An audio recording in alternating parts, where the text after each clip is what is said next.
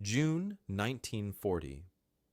Franz Weber stood at the edge of the Canadian prisoner camp and stared at nothing. There was no barbed wire. There were no tall guard towers with machine guns pointing down at him. There were just open fields that stretched out to the horizon. Green grass moved in the wind. Trees lined a road in the distance. A few wooden buildings sat behind him, and that was it. He turned to the Canadian guard standing nearby. The guard wore a clean uniform. He looked relaxed, almost bored. Franz asked in broken English where the fence was. Where were the walls? The guard looked at Franz like he had asked a strange question. Then the guard shrugged and said something that made Franz's blood run cold. "You can go for a walk if you want," the guard said. "Just be back by dinner." Franz thought it was a trap. It had to be a trap. They wanted him to run so they could shoot him in the back. That's what guards did. That's what he had been told they would do. This was June of 1940, and everything Franz knew about the world was about to fall apart. Just weeks before, Franz had been a soldier in the German army. He had worn his uniform with pride. He believed in the cause. He believed what his leaders told him. Germany was strong. Germany was superior. The enemies were weak and cruel. If you got captured, they said, you would suffer. You would starve. You would be beaten. They told stories from the Great War, from 1914 to 1918, about prisoners who died in mud and cold, about camps where men ate rats to survive, about guards who treated German soldiers like animals. Franz had believed all of it. Why wouldn't he? Everyone in Germany heard the same stories. The radio told them, the newspapers printed it, his officers repeated it during training. Germany was building a new world. They had conquered Poland in 1939. They had rolled through France just weeks ago. The German war machine was unstoppable. How could the enemy possibly be better than them? But then Franz's unit got captured. It happened fast during a battle near the French coast. One moment he was firing his rifle. The next moment, British soldiers surrounded him. They took his weapon. They tied his hands. They put him on a truck with other prisoners. Nobody beat him. Nobody shot anyone who surrendered. They just took them away. The journey that followed felt like a dream. They loaded Franz and hundreds of other German prisoners onto a ship. The ship crossed the Atlantic Ocean. Franz had never seen so much water. For days and days, there was nothing but gray waves and gray sky. Some men got sick from the rocking. Others just stared. They were going to Canada, the guard said. Franz barely knew where that was. Somewhere far away. Somewhere cold. Somewhere in the middle of nowhere.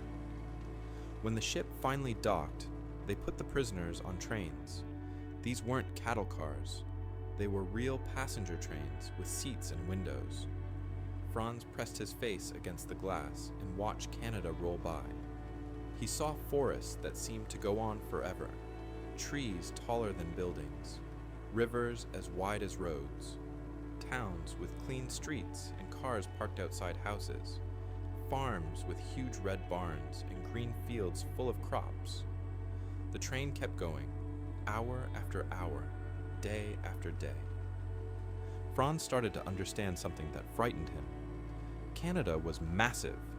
It was bigger than Germany, much bigger, and it looked rich. The infrastructure was everywhere.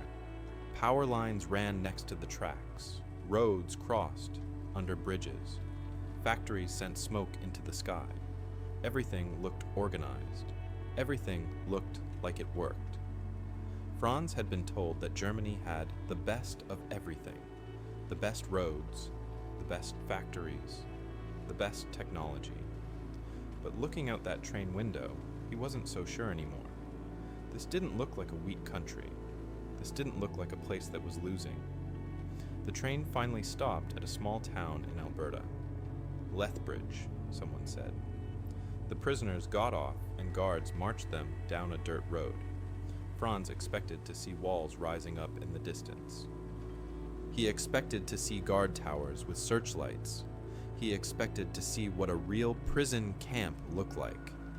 Instead, he saw wooden buildings arranged in neat rows.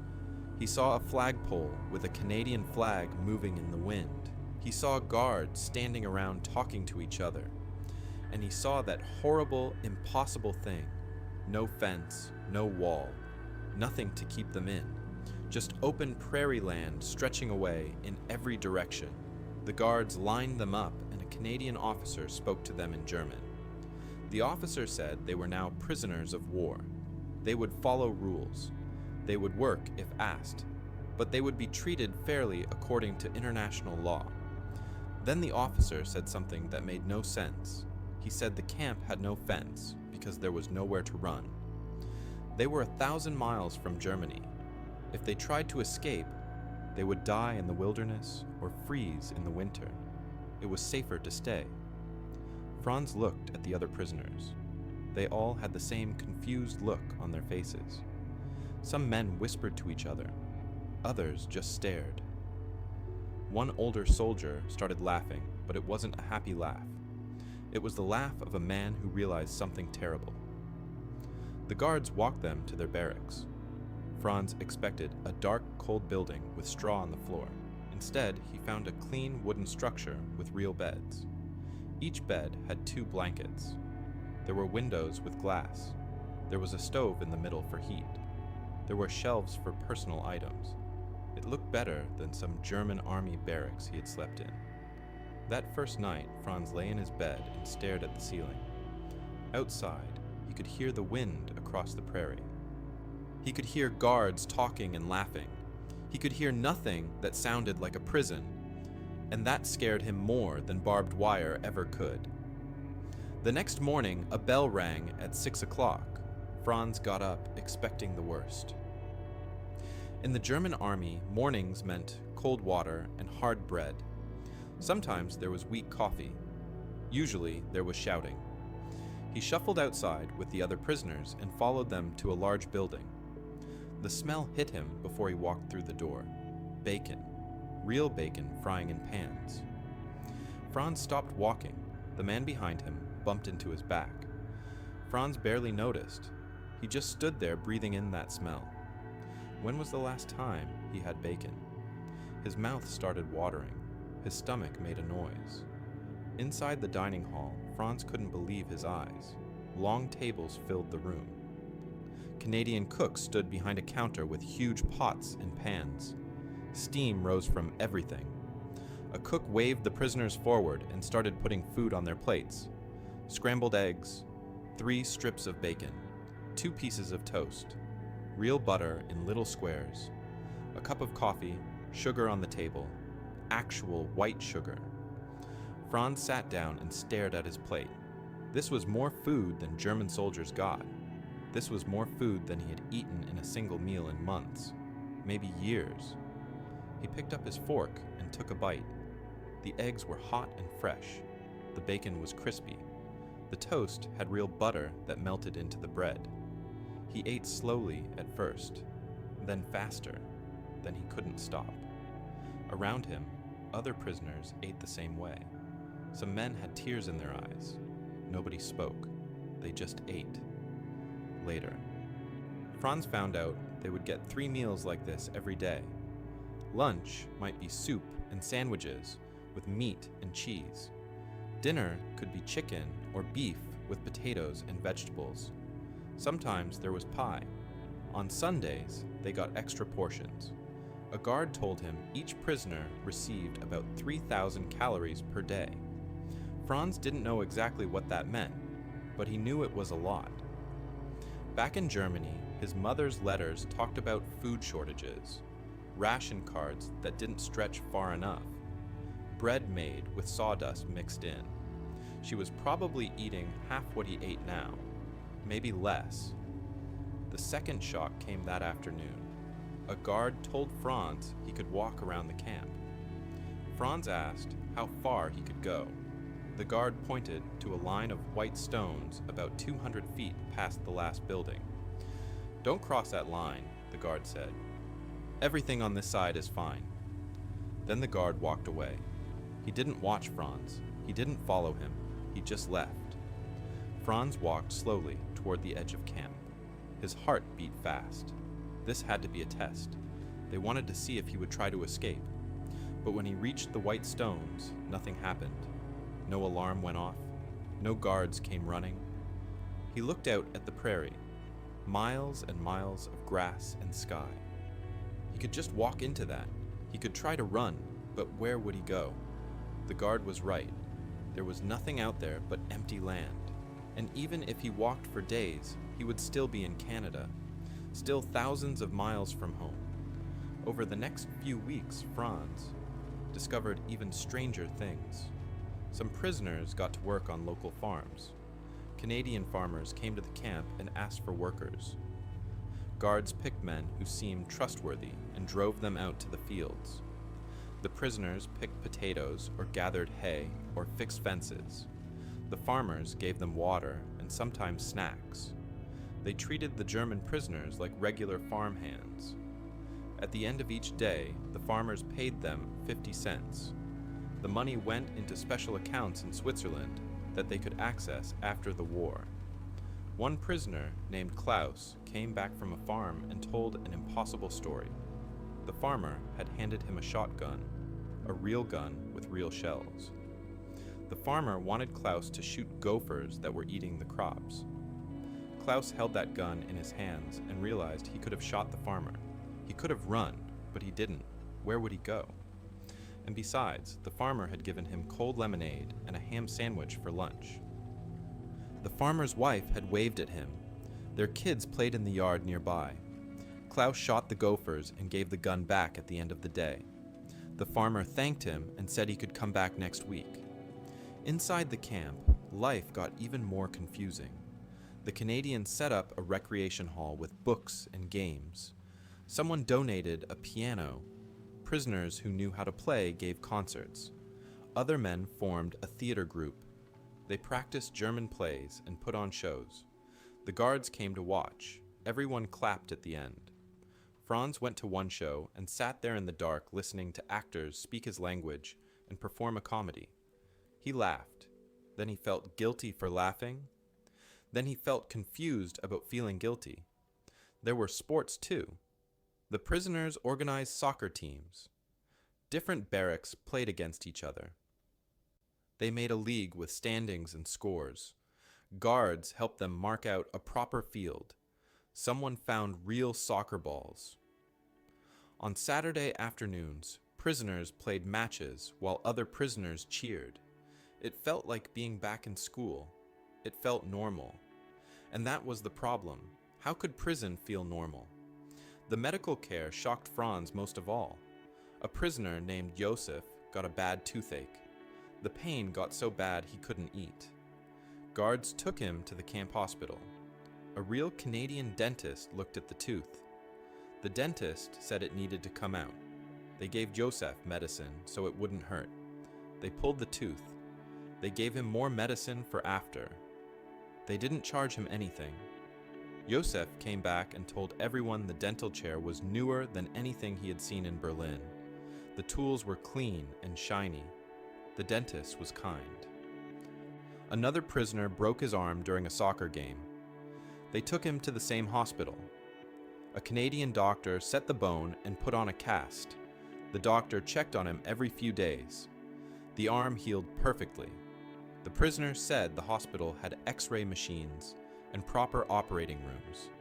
He said it was better equipped than military hospitals he had seen in Germany. At night, Franz lay in his warm bed under his 2 blankets and tried to make sense of it all. He was a prisoner of war. He was supposed to be suffering. He was supposed to be punished. Instead, he was gaining weight. His skin looked healthier.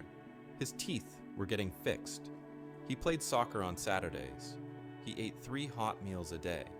He could walk almost wherever he wanted. He went to plays and concerts. Meanwhile, his letters from home got worse each week. His mother wrote about air raids. His brother wrote about food shortages. His sister wrote about factories being bombed. Germany was supposed to be winning. Germany was supposed to be strong. So why did the losers have so much? Why did the enemy treat him better than his own country treated its people? Franz stared at the dark ceiling and felt something crack inside his mind. A small crack, just the beginning, but it was there. Snow came to the camp in December 1943. Franz had been a prisoner for 3.5 years now. The war still raged across Europe. Franz heard about it in letters and sometimes from guards who talked about the news.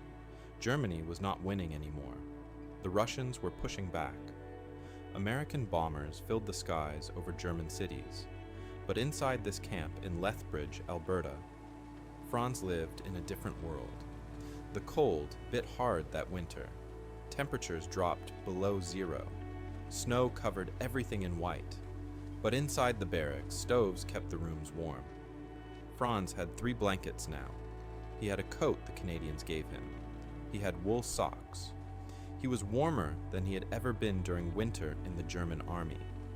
He was definitely warmer than people back home. His mother's last letter mentioned heating coal being rationed. She wrote about wearing her coat inside the house. She wrote about going to bed early because it was too cold to stay up. Franz read that letter in his warm room and felt something heavy in his chest. Christmas Eve arrived on a Friday. Franz woke up that morning not thinking much about it. Christmas didn't mean much during war, but when he got to breakfast, he noticed the Canadian Guards seemed excited. They smiled more than usual.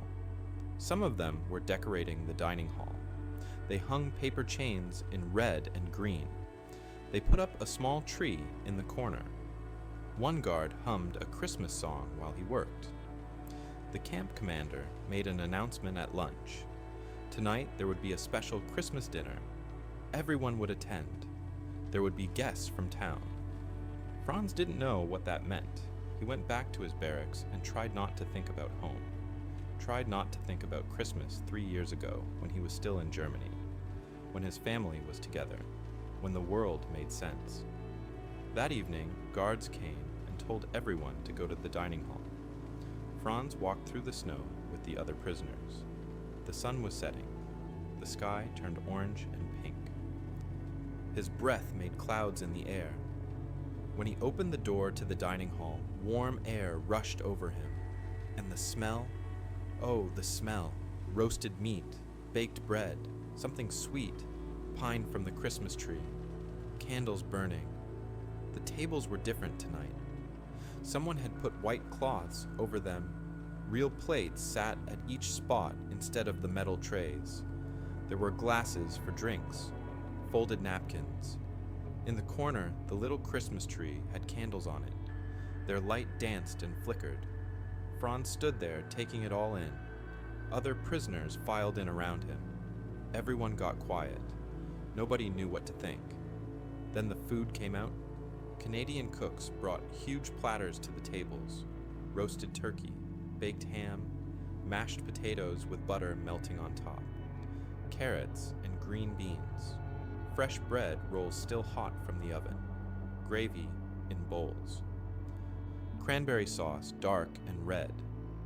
Franz sat down and stared. This was more food than he had seen on one table in years.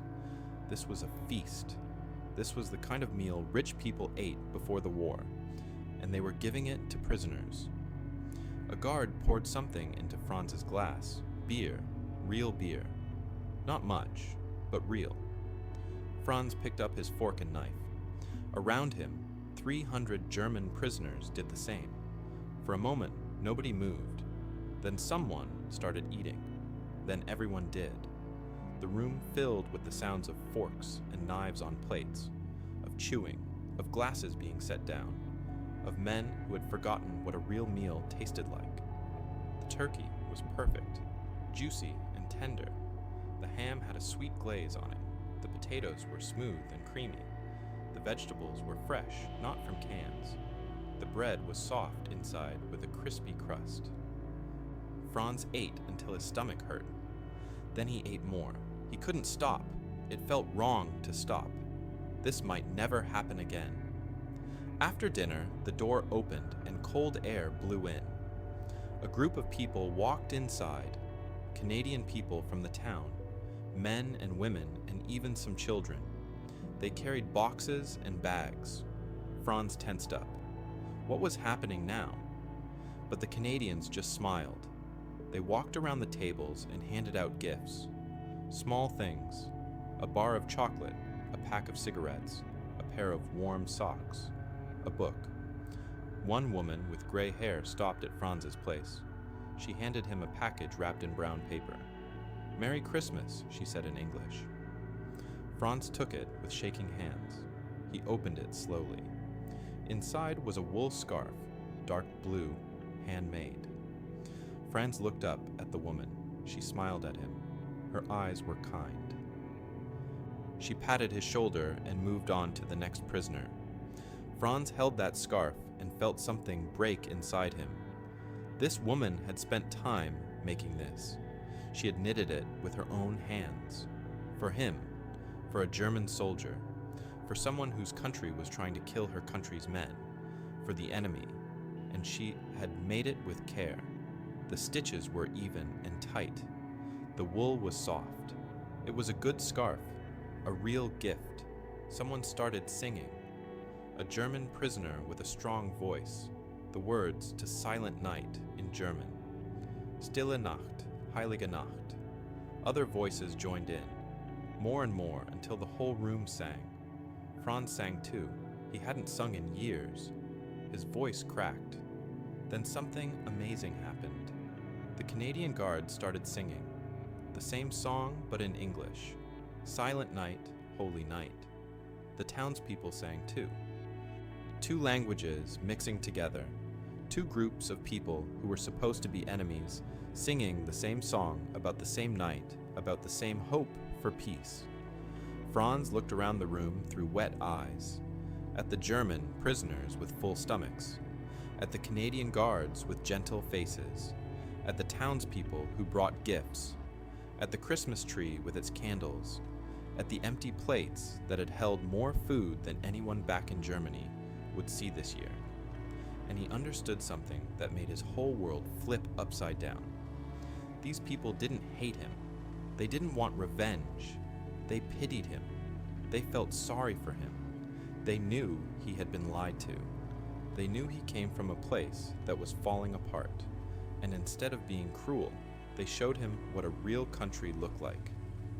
A country that had so much it could give feasts to its enemies. A country that was so confident it didn't need fences. A country so strong it could be kind. Franz thought about the propaganda posters back home, about the speeches that said Germans were the master race, about the promises of German superiority, about the new world order they were building. And then he thought about his mother eating bread with sawdust in it, his brother in a factory that got bombed every week, his sister hiding in basements during air raids. He thought about German cities being destroyed, German soldiers freezing to death in Russia, German children going hungry. And here he sat, the enemy prisoner, full of turkey and ham, warm, safe, with a handmade scarf from a woman who had no reason to be kind to him. The lie became clear. How could Germany be superior when it couldn't feed its own people? How could Germany be the master race when it lost to countries that could throw Christmas feasts for prisoners? How could any of it be true when the evidence was right in front of him every single day? Franz went back to his warm barracks that night. He lay in bed holding his new scarf. Outside, snow fell quietly. The stove glowed with heat. His stomach was full. His body was healthy. He had gained 30 pounds since arriving in Canada. 30 pounds while his country starved. And in that moment, Franz stopped being a German soldier who believed in the cause. He became just a man who saw the truth. The propaganda had been a lie, all of it, and he couldn't unsee that now. The crack in his mind had split wide open. There was no going back. May 1946. The war was over. Germany had surrendered exactly 1 year ago. Franz stood on the dock in Halifax waiting to board a ship that would take him home. Home. The word felt strange in his mind. He had been gone for 6 years. 6 years since that day he got captured in France. 6 years since he thought his life was over. Instead, those 6 years in Canada had been the best years he could remember. That thought made him feel guilty and confused and sad all at once. Franz carried a small bag with his things. Inside were English textbooks he had studied, a manual about Canadian farming methods, photographs of the camp, pictures of prisoners playing soccer, a photo of the Christmas dinner from 1943, the blue scarf that woman had given him, now worn soft from use. These were his treasures. These were proof that what happened was real. The ship pulled away from Canada, and Franz watched the land get smaller. Other prisoners stood on the deck with him. Nobody talked much. They all knew what they were going back to. The letters had prepared them. Germany was destroyed. Cities were rubble. Millions of people were dead. The country was divided up between the winning countries. There was no food, no jobs, no future that anyone could see clearly. Franz pulled his Canadian coat tighter around him and wondered what he would find. The ship crossed the Atlantic, the same ocean he had crossed 6 years ago, going the other way. But Franz was a different person now. He spoke English.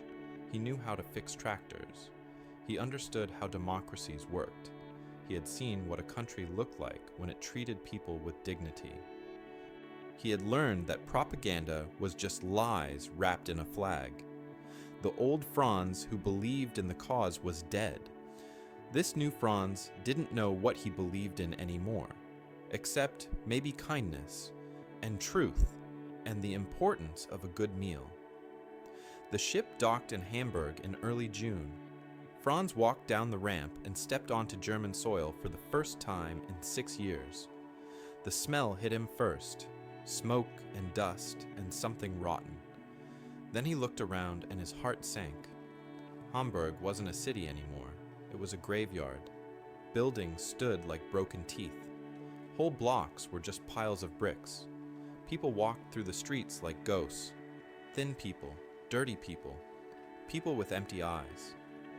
Franz made his way through the ruined streets. Every corner brought new horror. A church with no roof. A school that was just one wall. A park that was now a crater. He passed people digging through rubble looking for anything useful. Children with hollow cheeks begged for food. Old women pushed carts full of broken things they hoped to trade. This was Germany. This was the master race. This was what superiority looked like. It took Franz 3 days to reach his hometown. 3 days of walking and hitching roids on army trucks. 3 days of seeing nothing but destruction. When he finally knocked on his mother's door, he barely recognized her. She had aged 20 years. Her hair was white. Her face was lined and thin. Her hands shook. When she opened the door and saw him, she screamed. Then she cried. Then she touched his face like she couldn't believe he was real. His mother pulled him inside. The house was cold even though it was summer. Half the windows were boarded up. The furniture was mostly gone, probably burned for heat during the winter. His mother made him sit down. She stared at him. "You're so healthy," she kept saying. "Look at you. You're so healthy." Franz realized he probably weighed 40 pounds more than her. He had color in his face. She looked gray. His mother made tea. Real tea was gone, so it was made from dried leaves and roots. She put a small piece of bread on a plate. "This is half my ration for today," she said. "But you need to eat." Franz looked at that piece of bread. It was dark and hard, maybe 2 inches across. This was half a day's food. He thought about the breakfasts in Canada, the eggs and bacon and toast with butter. He thought about eating until he was full, until he couldn't eat anymore.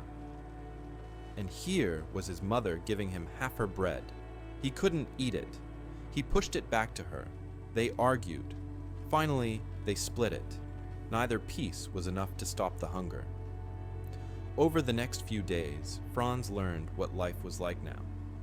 Food rations were 1,200 calories per day, less than half what he got as a prisoner.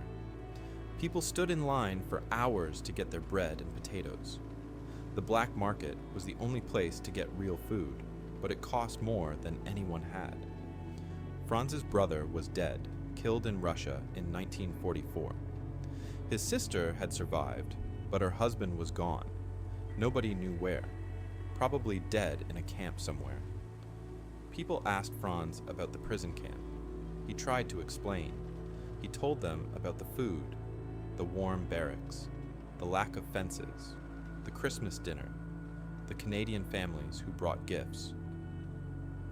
They looked at him like he was crazy. Some people got angry. "You got fat while we starved," one neighbor said. "You were safe while we got bombed." Franz understood their anger. It wasn't fair. None of it was fair. He had been the enemy and got treated better than the citizens of his own country. At night, Franz lay on a thin mattress in his childhood room, the same room he had slept in before the war. But everything was different now. The window was cracked. The walls had water damage. It was cold and damp and dark. He thought about his bed in Canada, the 2 blankets, the warm stove, the full stomach. In Canada, he had been a prisoner, but he could walk freely. Here he was free, but felt trapped by hunger and cold and despair. Franz started having a terrible thought, a thought that made him feel like a traitor. He missed Canada. He actually missed being a prisoner of war. How could that be possible? How could captivity be better than freedom? But it was true. In Canada, he had hope. He had food. He had friends. He had purpose. Here, he had nothing but ruins and rations and memories of better days that would never come back. Months passed. Franz tried to help rebuild. He used the farming skills he learned in Canada to work on a farm outside town. The farmer paid him in food, potatoes mostly, sometimes an egg. Franz gave most of it to his mother. He watched her eat and thought about that Christmas turkey, the ham, the fresh bread, the butter, all of it given to prisoners while German civilians starved. The cruelty of it made him angry. But who should he be angry at? Canada for being kind to him, or Germany for lying to its people and leading them into destruction? In 1948, Franz heard that some former prisoners were going back to Canada. The Canadian government was letting them immigrate. There was land, jobs, a future. Franz thought about it every day. He could go back. He could have a real life. But what about his mother? His sister? Could he abandon them? In the end, over 6,000 German prisoners made that choice. They left Germany and went back to the country that had held them captive. They married Canadian women. They became farmers and businessmen. They built new lives in a land that had shown them mercy. Franz stayed. He stayed because of family, because of duty, because someone had to help rebuild. But he kept his English books. He kept his photographs. He kept that blue scarf. And on hard days, when the hunger was bad and the cold was worse, he would take out those photos and remember. Remember that there was a place in the world where enemies could become friends, where abundance was real, where kindness wasn't weakness. Years later, Franz told his grandchildren about the camp with no fences, about the guard who said you can go for a walk if you want, about the Christmas dinner that changed everything, and he told them the truth he learned, the truth that haunted him and freed him at the same time. Canada won the war before they ever fought us, he said. They won by showing us what we could have been. They defeated us, not by breaking our bodies, but by proving we had been lied to all along. The strongest prison isn't made of wire and walls.